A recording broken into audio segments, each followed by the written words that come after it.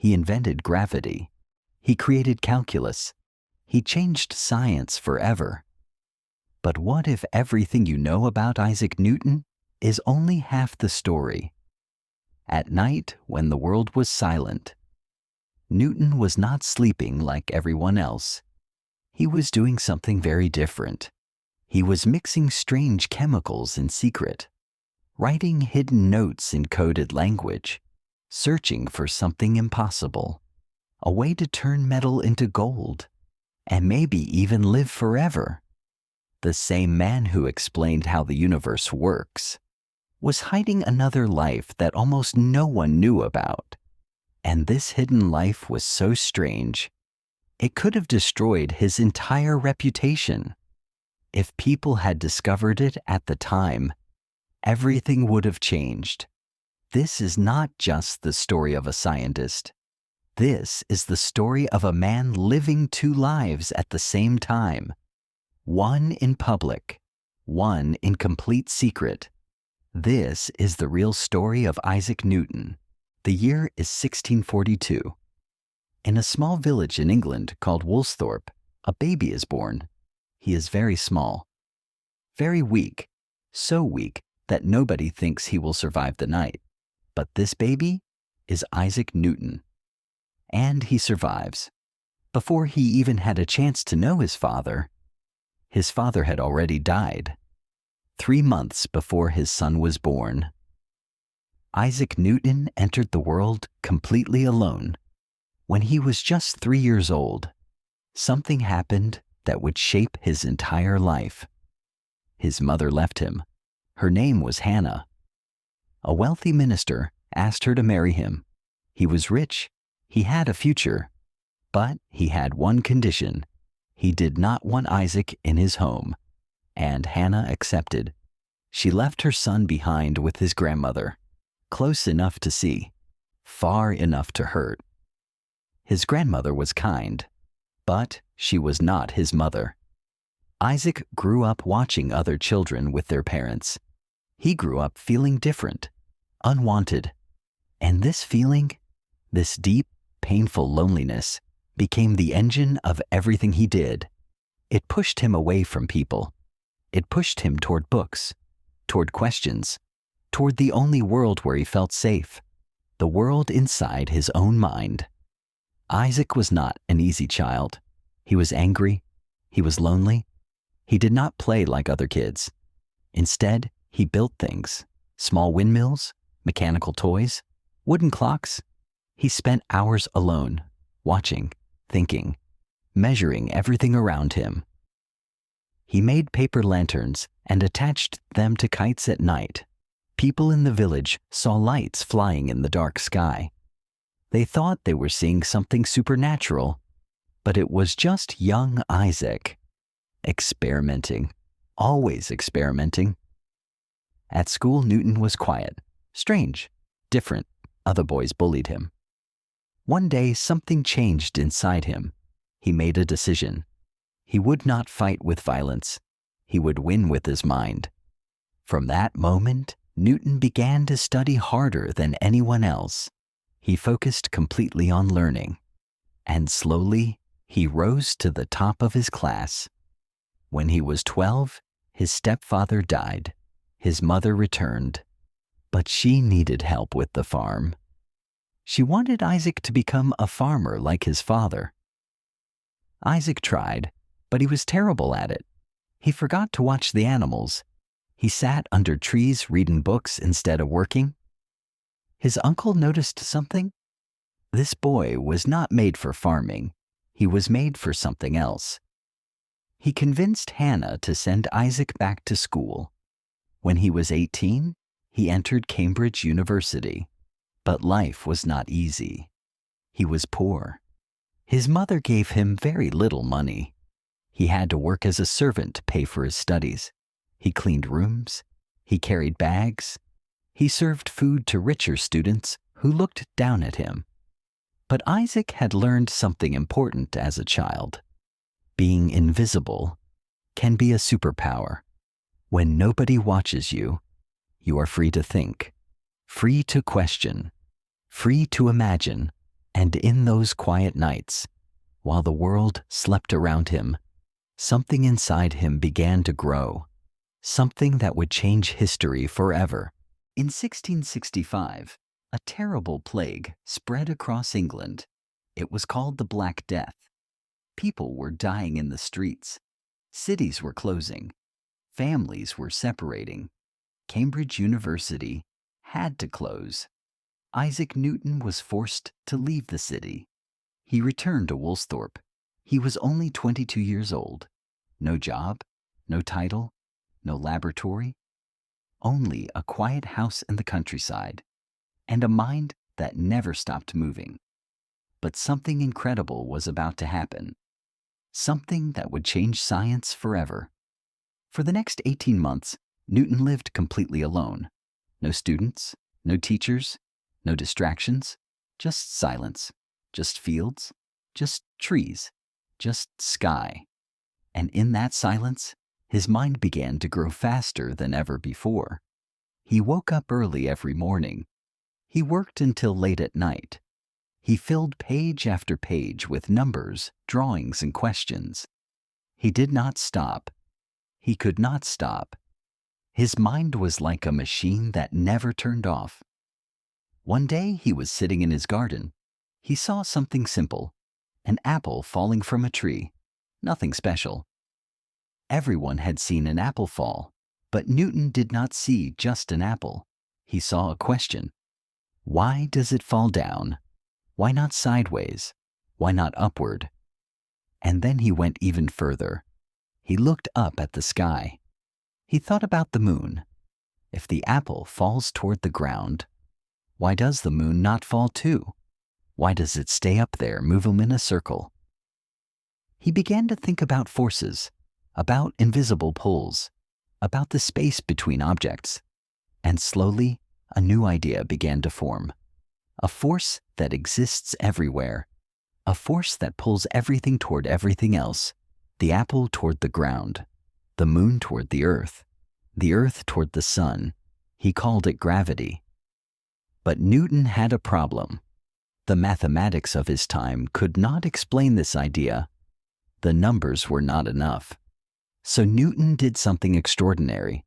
He invented new mathematics. He created a completely new system of calculation, a way to measure things that are always changing: speed, movement, force. He called it calculus, a completely new language of numbers, something that had never existed before in human history. Today, engineers use calculus to build bridges. Scientists use it to send rockets into space. Doctors use it to understand how medicines work in the body. All of this came from one young man, alone in a quiet house during a plague. At the same time, Newton was also experimenting with light.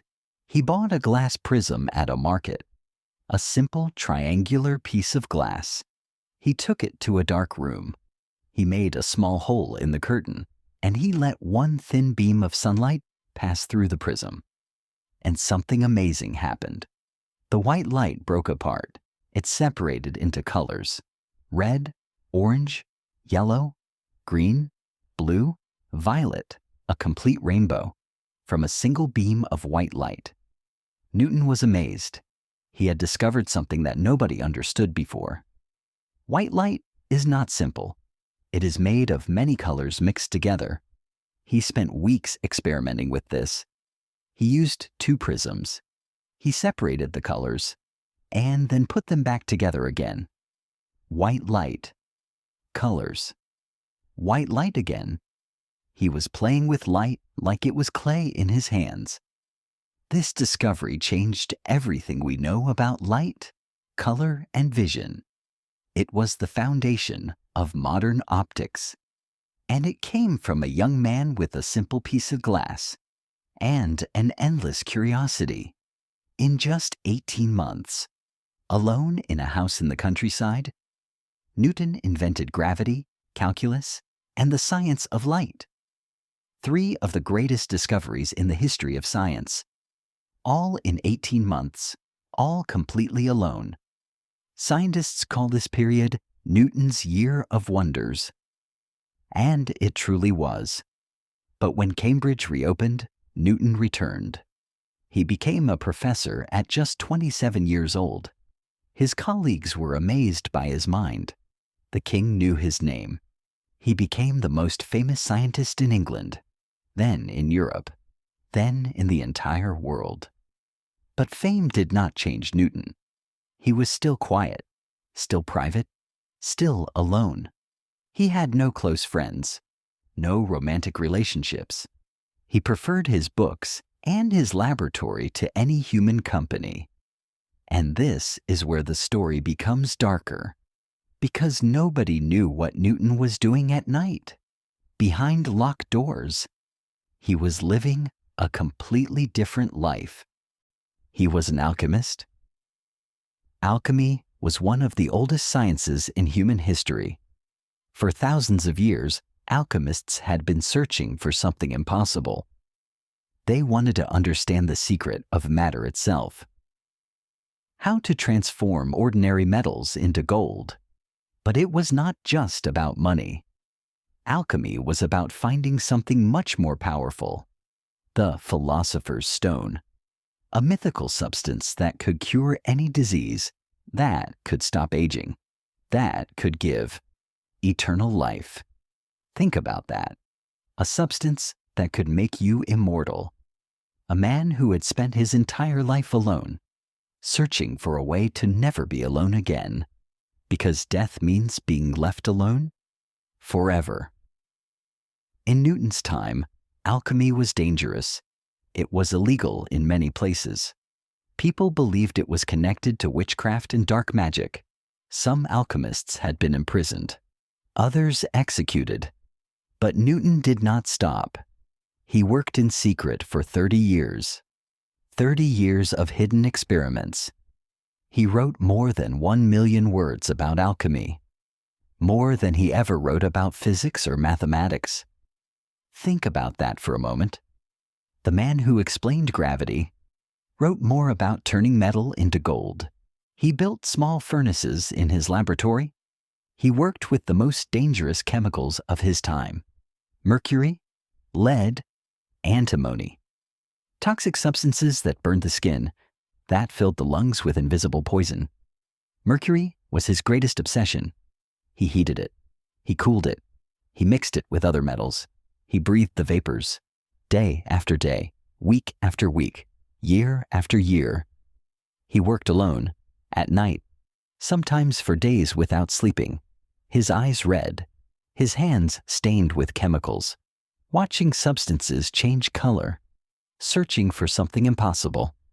He called it the secret fire, a hidden force inside matter, something that connected all living things, something that could transform everything.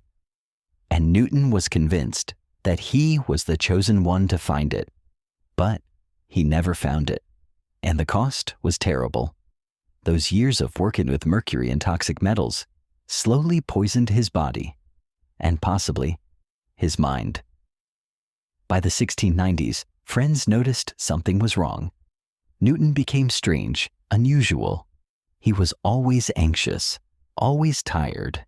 He complained about pains that doctors could not explain. His hands shook sometimes. His memory, which had always been perfect, began to fail him. And then something broke inside him. In 1693, Isaac Newton suffered a complete mental collapse. He was 50 years old, at the height of his fame, the most respected scientist in the world, and suddenly, he lost his mind. He could not sleep for days. Then he could not sleep for weeks. He became paranoid. He believed that his closest friends were conspiring against him, that they were trying to destroy him, to steal his discoveries, to erase his name from history. He wrote strange, angry letters, violent letters, accusing people of terrible betrayals, of lies, of plots that did not exist. His friend John Locke, one of the greatest philosophers in England, received one of these letters. Newton accused him of trying to ruin him. He called Locke a traitor. He said terrible things. Locke was confused and heartbroken. The greatest mind in England was writing like a frightened, broken man. Doctors did not understand what is happening. They could not help him. But today, many scientists believe they know the truth. The mercury from Newton's secret alchemy experiments had poisoned him slowly. Year after year, night after night, vapor by vapor. The toxic metals had accumulated in his body. They had damaged his brain. They had attacked his nervous system. The paranoia, the insomnia, the trembling hands, the memory loss. These are all symptoms of mercury poisoning. Newton had been slowly poisoning himself while searching for the secret of eternal life.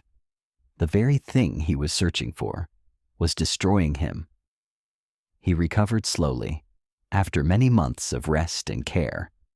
Slowly, the paranoia faded. The anger quieted. But he was never quite the same again. The fire that had burned so bright was now quieter, calmer, more controlled, but also smaller. And alchemy was not his only secret.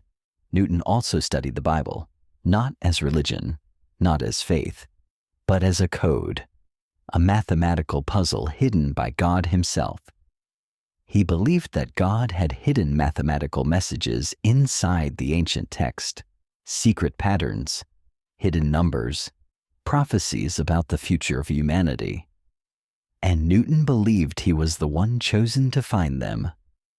The same obsession that had driven him to alchemy now drove him to biblical prophecy. 30 years with Mercury, now decades with ancient texts. So he tried to calculate something that no scientist had ever attempted, the exact date of the end of the world. He studied the book of Daniel. He studied Revelation. He filled hundreds of pages with calculations, with cross-references, with numbers that seemed to fit together perfectly. And finally, he reached a conclusion. The world would not end before the year 2060. He never published this. He never told anyone. It was written in private notebooks, hidden in a box, unseen for over 200 years after his death. When scholars finally opened that box in the 20th century, they could not believe what they were reading. The father of modern science had spent decades trying to decode the apocalypse. The man who taught us to think rationally was calculating the end of the world. Newton never married. He had no children. He lived almost completely alone. A public genius, a private mystery, a man searching for immortality, a man trying to decode God's secrets, a man who had poisoned himself in darkness, while the world celebrated him in the light. And in one of his writings, he said something that stays with you. I do not know what I may appear to the world, but to myself I seem to have been only like a boy playing on the seashore, finding a smoother pebble or a prettier shell than ordinary. A boy on the seashore, the greatest scientific mind in history, still felt like he had only just begun. In his later years, Isaac Newton left science almost completely. He stopped working on new discoveries, and he took a very different role. He became warden of the Royal Mint. This was not a quiet job. Newton was responsible for England's money supply, and he approached it the same way he approached everything, with total obsession. Counterfeiters were a serious problem in England at the time. People who made fake coins, who stole from the economy, who made ordinary people poorer. Newton went after them personally. He disguised himself and visited taverns and prisons. He gathered evidence. He interviewed criminals. He built cases against the most dangerous counterfeiters in England, and he made sure they faced justice. Some of them were hanged. The gentle scientist who had once studied the stars was now hunting criminals in the dark streets of London. Once again, Isaac Newton was living two lives at the same time. At the age of 84, Isaac Newton died peacefully in his sleep. He never married. He had no children, no family to continue his name. Before he died, he refused to take the last rites of the church. Even at the end, he kept his beliefs private. Even at the very last moment, he kept his secrets. But he left something much bigger than a family name: the laws of motion, the theory of gravity, calculus, the science of light. Ideas that still shape our world today. Ideas that sent humans to the moon. Ideas that connect your phone to satellites in space. Ideas that explain why the stars move the way they do. For more than 200 years after his death, his private notebooks remained hidden in boxes, unopened, unread, forgotten. When they were finally discovered in the 20th century, the world was shocked because they showed something unexpected. Newton was not only a man of science, he was a man searching for something deeper, something that science alone could not give him: immortality, connection, the secret fire, the hidden code of God. He spent his entire life trying to find answers beyond the visible world, and he never succeeded. But maybe that was never the point, because here is what Isaac Newton truly teaches us, not just about gravity or light or mathematics, but about what it means to be human. He teaches us that the greatest minds are often the loneliest. That curiosity can be both a gift and a burden. That a person can change the world and still feel like a boy on a beach, holding a small smooth stone, looking out at an ocean that has no end. And you, listening to the story right now, you are practicing English, step by step, word by word, story by story. You are doing exactly what Newton did as a child. You are building something slowly, quietly, alone. So keep going, keep listening, keep learning, because the people who change their world are almost always the ones who kept going when everyone else had already stopped. Thank you for listening to the story of Isaac Newton. If this video helped you practice your English, subscribe to Famous Stories English. Leave a comment below. I read every single one. A new story is coming very soon. See you next time.